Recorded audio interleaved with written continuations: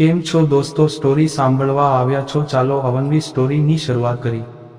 પ્રેમ વિશે આપણે ત્યાં બે વાક્યો અત્યંત પ્રચલિત છે, પ્રેમમાં પડવું અને પ્રેમમાં ગળાડું હોવું। જો કે મને પ્રેમ થયો ત્યાર પછી આ વાક્યોમાં મને થોડું કરેક્શન કરવાનું થાય છે। પહેલા વાક્ય માટે એમ કહી શકાય કે માણસ પ્રેમમાં હોય ત્યારે એ પ્રેમમાં પડતો નથી, પરંતુ માણસ પ્રેમમાં હોય ત્યારે એ ઉડે છે, એ પ્રેમના અનંત આકાશમાં ઉડાન ભરતો હોય છે। તો બીજા વાક્યમાં જોઈએ તો ગળાડું હોવું એટલે ગળા સુધી ડૂબેલા હોવું।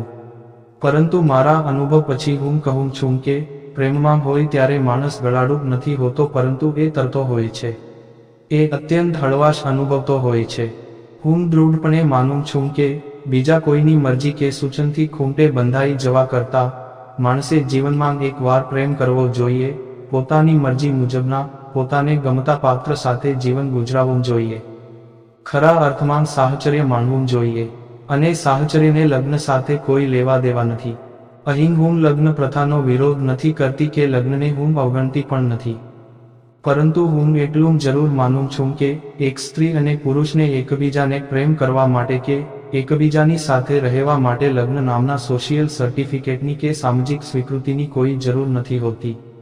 એટલે જ અમને પ્રેમ થયો ત્યારે અમે નક્કી કરી લીધું કે આપણે લગ્ન નથી કરવા, બસ એકબીજાની સાથે રહેવું છે, એકબીજાનો સહવાસ માણવો છે અને એકબીજાને ભરપૂર પ્રેમ કરીને સાહચર્ય જેવા શબ્દને સાર્થક કરવો છે।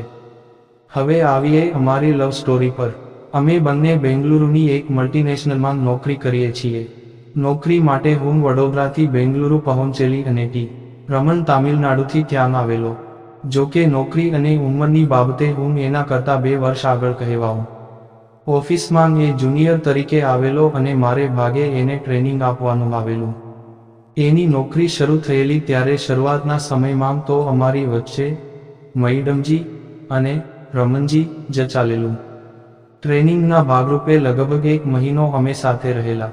એ દરમિયાન એકાદ અઠવાડિયાની ફોર્માલિટીઝ પછી અમે સાથે કોફી પીતા થયા અને અમારો ટેમ્પો મેચ થતાં અમારી વચ્ચે દોસ્તી જેવું શરૂ થયું। અમારી વાતચીતમાં અમને ખ્યાલ આવતો ગયો કે અમારા મોટાભાગના રસના વિષયો એક સરખા છે। અમને બંનેને દક્ષિણની મસાલા ફિલ્મો જોવાની બહુ ગમે, અમને બંનેને હાર્ડકોર લિટરેચર નહીં પચે, પરંતુ અમને ચેતન ભગત કે રવિન્દર સિંહ જેવા લેખકોની નવલકથાઓ વાંચવાનું ખૂબ ગમે। અમને બંનેને બડવાઇઝર બિયર ફાવે, તો રજાના દિવસે બપોરે 1 વાગ્યા સુધી અમને ઊંઘવા જોઈએ। આ બધી સામ્યતાઓને કારણે અમે એકબીજાની વધુ નજીક આવ્યા અને રમણની ટ્રેનિંગ શરૂ થઈ એના એકાદ મહિનાના ગાળામાં અમે સાંજે ઓફિસેથી છૂટીને સાથે રખડતા પણ થઈ ગયા। જો કે અમારી વચ્ચે વિષમતાઓ પણ ઘણી છે। અમારી ત્વચાના રંગો જુદા છે।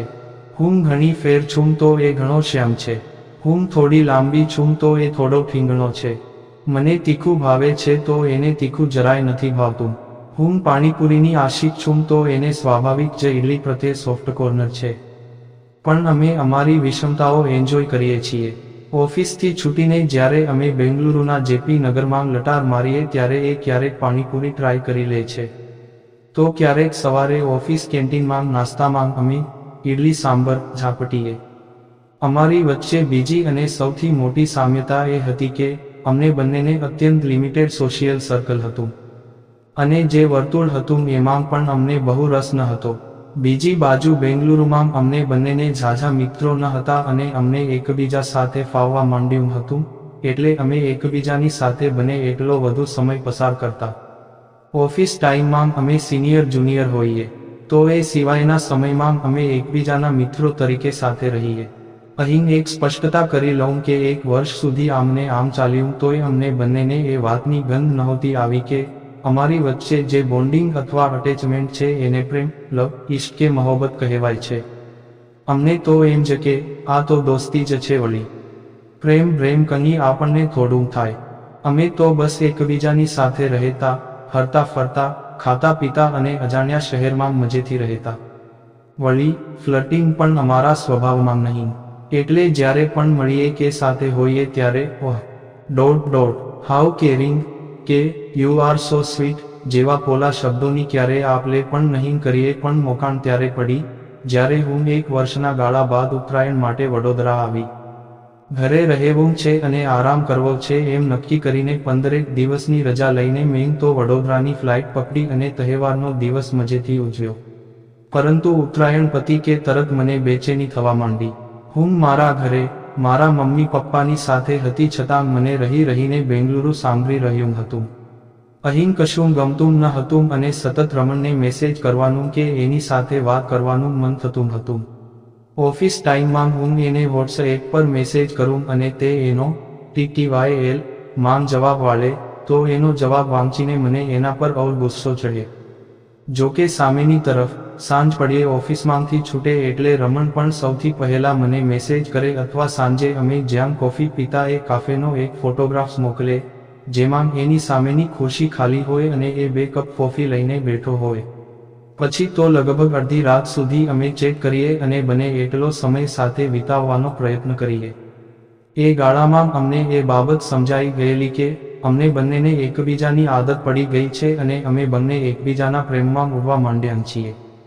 બેંગલુરુ પહોંચતા જ અમે એકબીજાને ભેટી પડ્યા અને તરત જ એ વાતનો સ્વીકાર કર્યો કે હા, એકબીજાની ગેરહાજરીમાં અમને જે બેચેની વર્તાતી હતી એ બેચેની બીજું કંઈ નહીં પણ પ્રેમ છે. આ સ્વીકાર બાદ અમે બંને એકબીજાની વધુ નજીક આવ્યા અને અમને એવું લાગ્યું કે હવે અમે બે નહીં પરંતુ અમે એક જ છીએ. પછી તો થોડાક જ સમયમાં અમે નક્કી કર્યું કે હવે જુદા નહીં પરંતુ અમારે સાથે રહેવું છે. અમને બંનેને લગ્ન કરવામાં બહુ રસ ન હતો કારણ કે અમને એકબીજાને વચનો આપવામાં રસ નહોતો. એનો મતલબ એ પણ નહીં થાય કે અમને એકબીજાની કિંમત નથી, પરંતુ અમને બંધન પસંદ નથી અને એટલે જ અમે ખોટા બંધનમાં બંધાવાનું ટાળ્યું. અમારા ઘરે જાણ કરીને થોડા જ દિવસોમાં અમે એક ફ્લેટમાં સાથે રહેવાનું શરૂ કર્યું. આધુનિક સમાજે અમારા સંબંધને લિવ ઇન રિલેશનશિપ નામ આપ્યું છે, પણ અમે અમારા સંબંધને લિવ ઇન નહીં પરંતુ દોસ્તી, મૈત્રી, સાહચર્ય નામ આપ્યું છે. લગ્નના ફેરા ફરીને અમે એકબીજાને કોઈ વચન નથી આપ્યું. વચન માત્ર અમારી જાતને આપ્યું છે કે સામેની વ્યક્તિને એના ગુણ અવગુણ સાથે સ્વીકારી લેવી, એને એની મરજીથી એની શરતે જીવવા દેવી અને કોઈ પણ સ્વાર્થ વિના એ વ્યક્તિને ભરપૂર ચાહવી. બસ આવી જ કંઈક છે અમારી લવ સ્ટોરી.